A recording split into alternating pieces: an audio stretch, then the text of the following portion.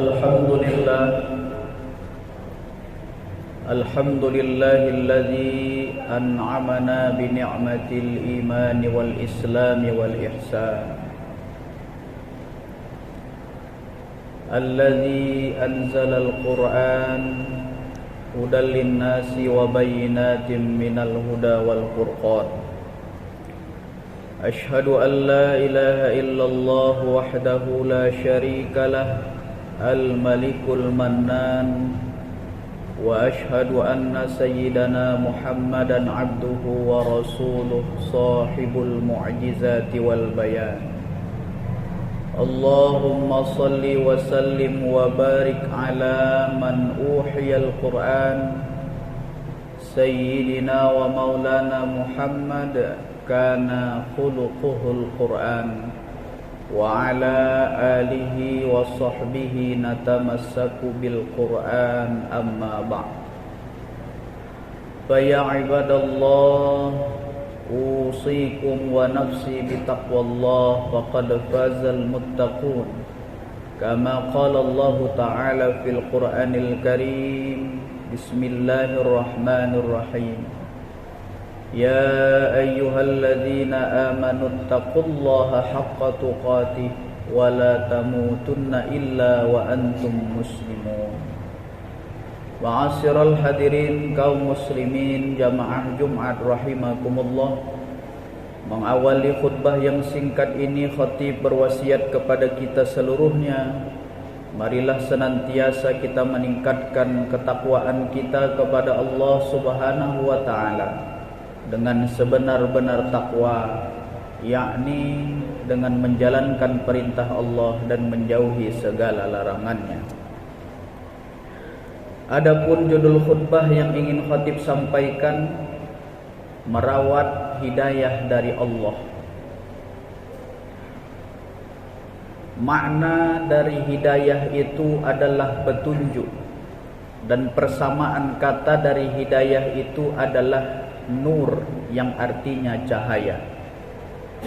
Oleh karenanya, orang yang mendapatkan hidayah dari Allah, hidupnya akan selalu terang benderang karena diselimuti oleh cahaya, dan akan selamat sampai ke tujuan karena petunjuknya tepat dan akurat.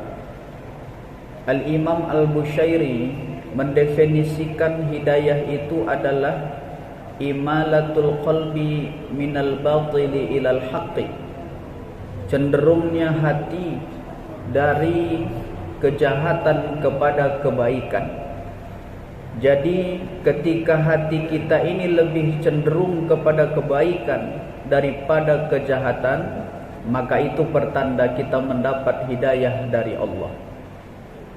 Hidayah itulah yang membuat sahabat Nabi yang bernama Bilal bin Abi Rabah ketika disiksa tuannya, ditimpa oleh batu besar di padang pasir yang tandus karena ia memeluk agama Islam, tapi dari lisan Bilal bin Abi Rabah itu tetap mengeluarkan kalimat ahad, ahad, ahad sebagai tanda dia mengesahkan Allah.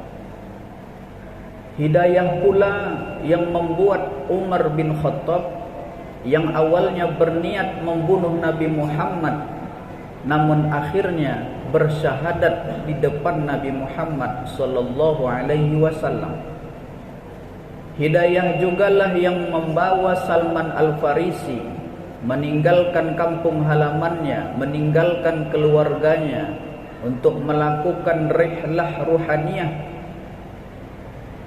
yang kemudian membawanya ke kota Madinah dan bertemu dengan Nabi Muhammad dan mengucapkan 2 kalimat syahadat. Hidayahlah yang membawa kita hari ini rela meninggalkan pekerjaan kita, profesi kita, keluarga kita, untuk melangkahkan kaki kita hadir ke rumah Allah ini untuk melaksanakan kewajiban kita. Akan tetapi hidayah adalah merupakan hak prerogatif dari Allah. Tak ada satupun manusia yang bisa memberikan hidayah kepada manusia yang lainnya. Bahkan tidak ada satu makhluk pun yang bisa memberikan hidayah kepada makhluk yang lainnya. Bahkan Nabi Muhammad SAW sekalipun tidak memiliki hak untuk memberikan hidayah. Sebagaimana Allah berfirman dalam surah Al-Qasas ayat 56, Bismillahirrahmanirrahim, Innaka la tahdi man ahbabta walakinnallaha yahdi man yasha wallahu a'lamu bil muhtadin.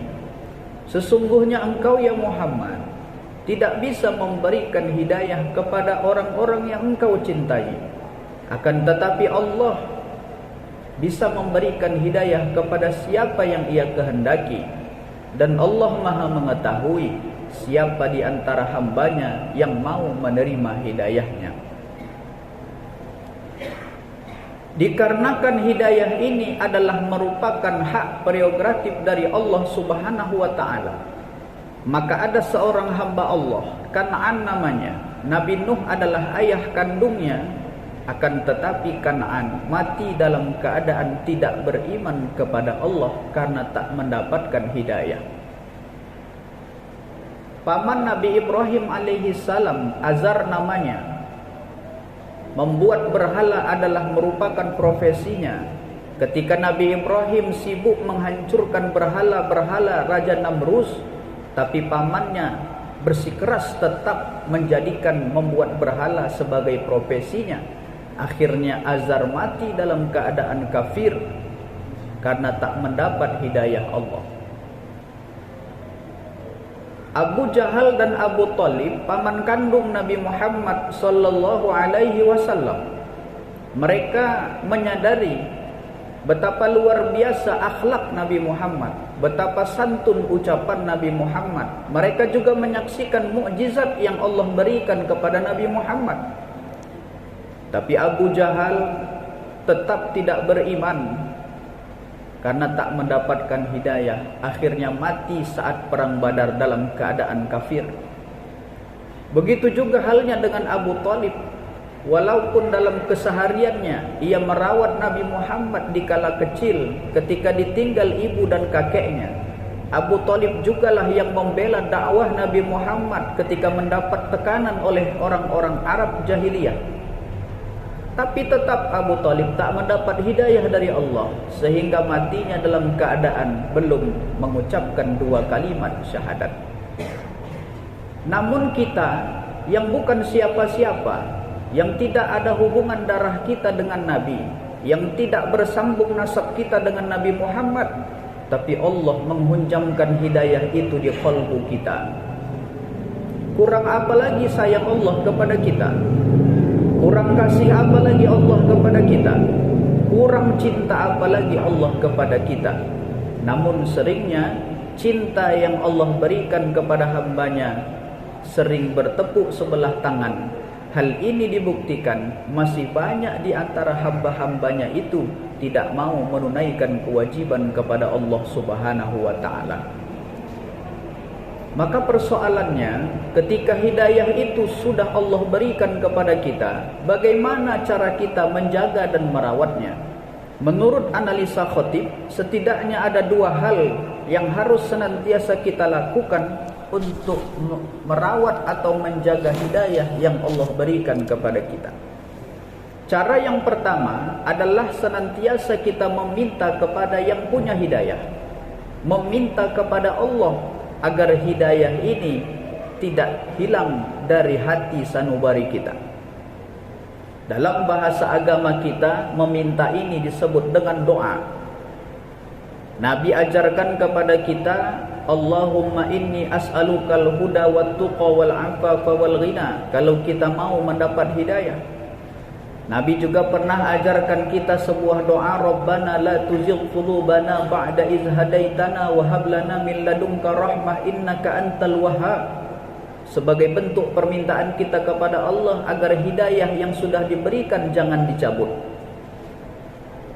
Bahkan kalau tidak pun kita bisa menghafal doa-doa yang diajarkan Nabi, silahkan kita berdoa dengan menggunakan bahasa apa saja, karena Allah Subhanahu wa ta'ala pasti paham doa atau pinta dari hamba-hambanya. Kemudian yang kedua, cara kita merawat atau menjaga hidayah dari Allah ini adalah rajin-rajinnya kita membaca buku petunjuk. Apa buku petunjuk itu? Tak lain tak bukan adalah Al-Quranul Karim. Karena ayat Al-Quran juga mengatakan bahwasanya Al-Quran itu adalah hudal linnas, hidayah, petunjuk bagi manusia. Orang yang paling paham isi Al-Quran adalah Nabi kita Muhammad sallallahu alaihi wasallam. Nabi kita mengajarkan kepada sahabat-sahabatnya. Kemudian sahabat-sahabat mengajarkan Al-Quran kepada tabi'in. Tabi'in pun mengajarkan kepada tabi'in. Tabi'in mengajarkan kepada generasi setelahnya. Sampailah kepada para ulama, sampailah kepada guru-guru kita, yang akhirnya isi Al-Quran itu sebahagian kecil sampai kepada kita. Maka hari ini, kalau ditanya bagaimana cara kita merawat hidayah dari Allah, maka harus sering-seringlah kita membaca kitab-kitab para ulama. Kalau kita tidak punya kapasitas memahami kitab-kitab para ulama yang bersumberkan kepada Al-Quran tentunya, maka cara yang paling simpel dan paling ringan yang kita lakukan hari ini adalah dengan rajin-rajinnya kita menghadiri pengajian, menghadiri majelis taklim yang diasuh oleh guru-guru kita, yang isinya adalah membaca kitab-kitab para ulama yang bersumberkan kepada Al-Quran dan sunnah Rasulullah sallallahu alaihi wasallam. Maka dua cara inilah yang harus senantiasa kita lakukan. Banyak-banyak kita berdoa kepada Allah agar hidayah yang telah Allah berikan ini jangan sampai dicabut hingga berpisahnya ruh dengan jasad kita. Dan banyak-banyaklah kita meringankan langkah kaki kita untuk menghadiri majelis-majelis taklim yang diasuh oleh guru-guru kita. Al-Imam Muhammad Ali bin Abdurrahman Al-Kalantani dalam kitabnya Al-Jauharul Mauhub, ia mengutip hadis Rasulullah sallallahu alaihi wasallam. Apa kata Rasul? Man akrama aliman faqad akramani, wa man akramani faqad akramallah, wa man akramallah fa ma'wahul jannah. Siapa yang memuliakan orang-orang alim, berarti ia memuliakan aku. Siapa yang memuliakan aku, berarti ia telah memuliakan Allah. Dan siapa yang memuliakan Allah, nanti tempatnya di dalam surga. Hadirin jamaah Jumat yang dimuliakan Allah, inilah khutbah singkat yang dapat khatib sampaikan dalam kesempatan ini. Mudah-mudahan dua cara yang menurut analisa khatib bisa kita amalkan dalam kehidupan kita, sehingga hidayah yang setelah Allah berikan kepada kita bisa kita rawat, bisa kita jaga sampai akhir hayat kita, sehingga kapanpun Allah memanggil kita, kita dalam keadaan husnul khatimah. Barakallahu li wa lakum fil Qur'anil azim, wa nafa'ani wa iyyakum bima fihi minal ayati wa dzikril hakim, wa taqabbala minni wa minkum tilawatah, innahu huwal ghafurur rahim.